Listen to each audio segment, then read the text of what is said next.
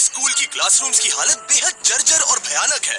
यहाँ इलेक्ट्रिसिटी या पानी नहीं है और यहाँ के 3000 बच्चे और स्टाफ हर रोज सिर्फ एक ही बाथरूम इस्तेमाल करते हैं। और इससे भी बुरी बात यह है कि भले ही स्कूल का मिशन छोटी बच्चियों को डोमेस्टिक अब्यूज से बचाकर उन्हें एक सुरक्षित जगह प्रदान करना है, फिर भी भीड़ और जोखिम भरी परिस्थितियों की वजह से कई बच्चे यहाँ पर एडमिशन नहीं ले पाते हैं।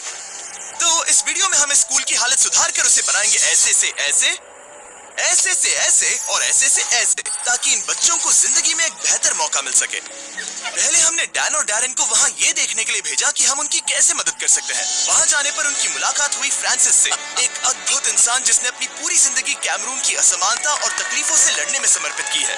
ये फाउंडर है CDVTA के, एक ऑर्गेनाइजेशन जो कुएं बनाने में, सोलर पावर सेट इंस्टॉल करने में और पूरे कैमरून में एजुकेशन डेवलपमेंट में मदद करते हैं। जब पहली बार हम स्कूल में आए थे तब हमने देखा कि यहाँ के बच्चों के लिए यहाँ पर साफ सुथरे वातावरण की काफी कमी थी। कुछ तो खुद काम करते थे, उन्हें बोलने की भी आजादी नहीं थी, वो खुद के लिए बोल नहीं सकते थे। इन परिस्थितियों की कोई गरिमा नहीं थी। ऐसी परिस्थितियों में बच्चे भरोसा नहीं कर पाते कि भविष्य उज्जवल है।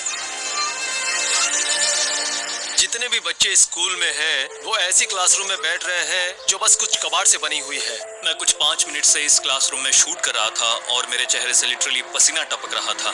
मैं सोच नहीं सकता यहाँ घंटे भर लंबे लेसन को सुनकर पढ़ने में कैसा लगता होगा। पहले तो यहाँ पर बहुत गंद है, चारों तरफ धूल है और हमारे पास सीलिंग बोर्ड्स भी नहीं है। इन क्लासरूम्स की हालत बुरी है। बहुत से कारण है, पर सबसे बड़ा कारण ये है कि ये स्कूल कैमरून के इंग्लिश और फ्रेंच के बॉर्डर के बीचों बीच है, जो कि दो आबादियों के बीच चल रहे टकराव का एक दुर्लभ जंक्शन पॉइंट है। ये स्कूल इन कम्युनिटीज को एक कर सकता है।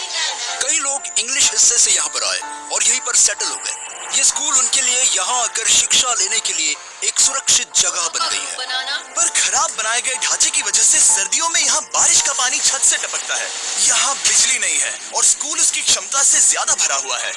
हम देखते ही समझ गए कि हमें कुछ न कुछ करना होगा, इसलिए जल्द से जल्द हमारी टीम जल्दी से काम पर लग गई ताकि स्कूल को बदलकर बच्चों को सरप्राइज दे सके, इससे पहले कि वो स्कूल ब्रेक से वापस आ जाए।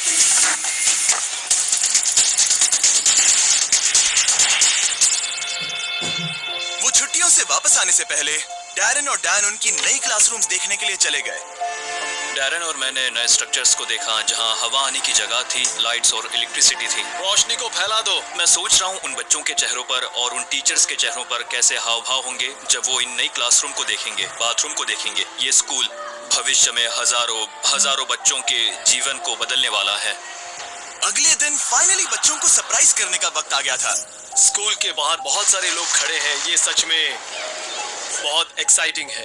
आज तक स्कूल में इतने बच्चे कभी नहीं आए थे। वो इतने एक्साइटेड थे कि वो क्लासरूम की झलक देखने आए थे। मैं अभी कार से उतरा और मेरा स्वागत करने के लिए यहाँ पर बहुत से लोग आए हैं। ये सच में बहुत कमाल है। फिर हेडमास्टर डैरेन को नए क्लासरूम की ओर ले गए जहाँ उसने रिबन काटा और नए स्कूल के खुलने की घोषणा की।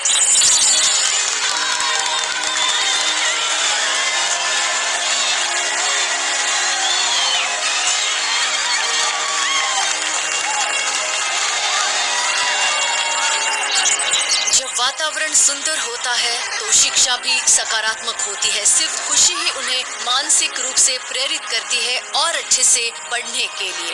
यहाँ के बच्चों से बात करते हुए मुझे एहसास हुआ कि इन बच्चों में शिक्षा पाने की प्यास है और उन्हें इस बात का एहसास होने का मौका देना ही सबसे अच्छी विरासत है जो हम इस समुदाय के लिए छोड़कर जा रहे हैं। मैं सोच नहीं सकता इसका स्कूल के बच्चों के जीवन पर कितना अच्छा असर पड़ेगा। थैंक यू और थैंक यू वेरी मच। सच में मैं आपको दिखाता हूं कि इस कम्युनिटी ने डैरेन को कौन सा अनएक्सपेक्टेड सरप्राइज दिया। लेकिन पहले वीडियो के अमेजिंग स्पॉन्सर्स के बारे में बता दूं।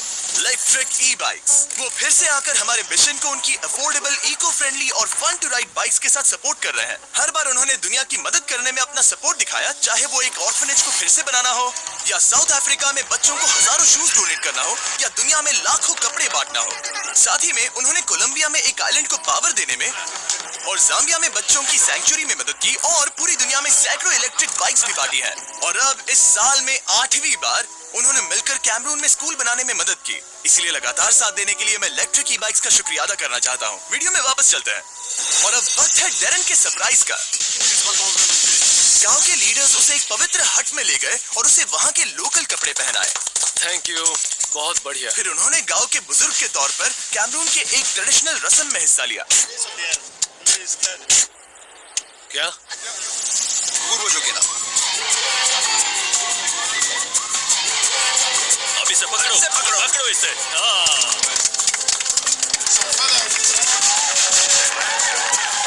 मुझे अभी गांव के मुखिया के तौर पर नवाजा गया। अब जब डैरेन फाइनली चीफ बन चुके हैं, वक्त आ गया था कैमरून के बच्चों को अलविदा कहने का। हम वापस आने का इंतजार नहीं कर पा रहे। इस वीडियो को देखकर आपने एड रेवेन्यू बनाने में हमारी मदद की ताकि हम ऐसी ही दुनिया भर में फिलैंथ्रोपिक प्रोजेक्ट्स करना जारी रख सके। और आपने यूट्यूब एल्गोरिथम को बताया कि आपको वीडियो पसंद है ताकि वो औरों को रिकमेंड कर सके, और उसके लिए हम शुक्रगुजार हैं। और अगर आप सपोर्ट करना चाहते हैं फ्रांसिस और कैमरून के उन कम्युनिटीज को जिनकी वो मदद करता है, तो आप डिस्क्रिप्शन में जाकर डोनेट बटन को दबाकर उसे डायरेक्टली सपोर्ट कर सकते हो। सभी डोनेशंस जाएंगे फ्रांसिस और CDBTA को ताकि वो इन बच्चों का एक बेहतर भविष्य बनाने में मदद कर सके। देखने के लिए शुक्रिया। सब्सक्राइब।